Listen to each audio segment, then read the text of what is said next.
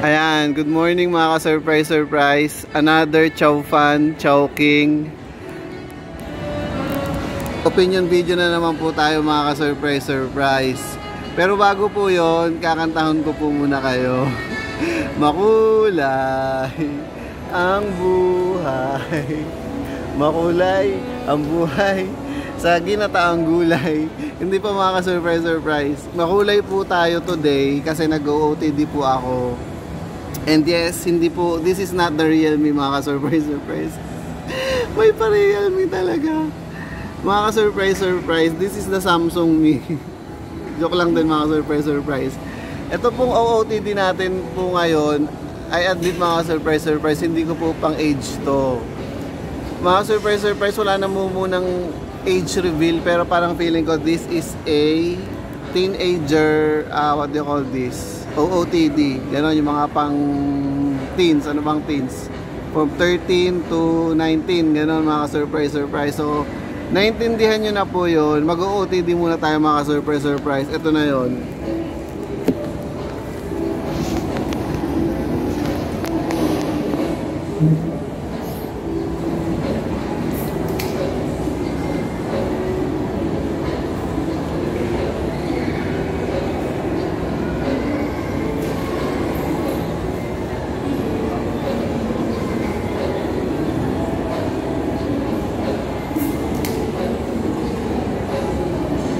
And mga ka-surprise, wala po tayong, what do you call this? Ano yung panghawak ng camera, ganon? Wala po tayong ganon, kaya ang hirap pong mag-angulo ng camera, so ganyan na lang po, ayan.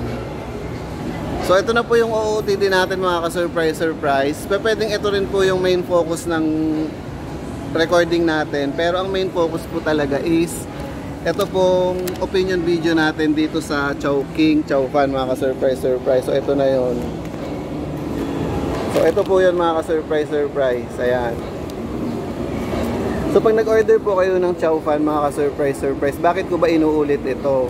It is because tatlong branch lang po ng Chow King yung ino-orderan ko.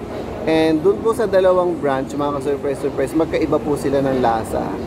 Yung isa po, gustong-gusto ko po yung lasa kasi nandun po yung tinatawag nilang wok sarap. Alam nyo po yung wok, di ba minsan napupunta po doon yung usok. So lasang ganun po, smoky po yung taste nung Chow fan. Pero dun sa isang branch po na binibilan ko, wala po akong nalasahang wok sarap, wala pong lasang usok. So titingnan po natin mga ka-surprise. Ngayon po nasa SM Bikutan po tayo. Isa lang po ang Chow King dito, isa nga lang ba? O basta nandito po tayo mga ka-surprise. And titikman natin kung malalasahan po talaga natin yung tinatawag nilang smoky taste o yung wok sarap nung Chow fan, Chow King. Ito po yun.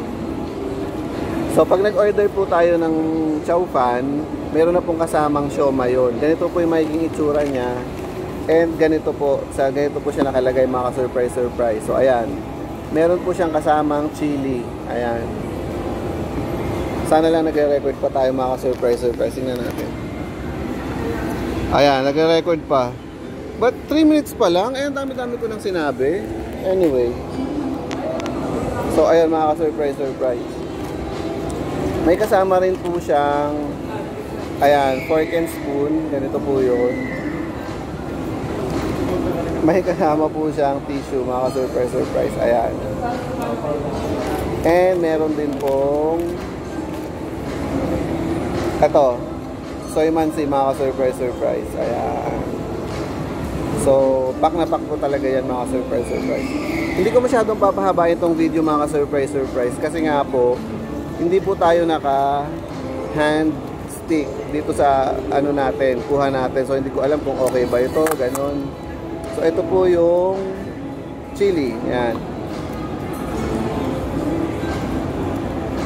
So ganito po yung itsura niya mga ka-surprise. Pag binuksan nyo, pork siomai po yung kasama nitong Chow fan natin mga ka-surprise. So ganito po yung itsura niya.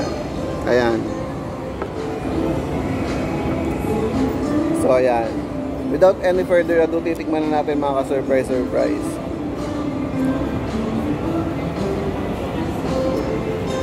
Ayan. Yung kabuhag-hagan ng kanin niya, okay naman. Ayan.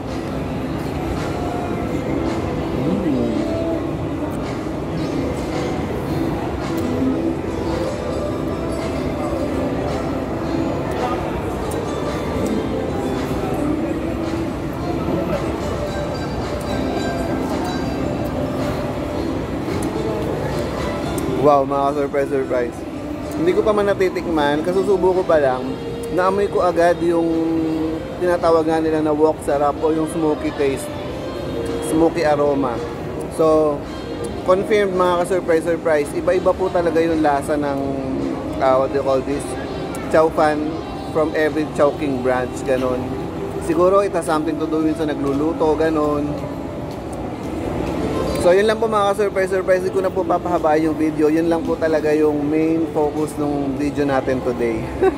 Hindi ko na po papahabain. Puputulin ko na po.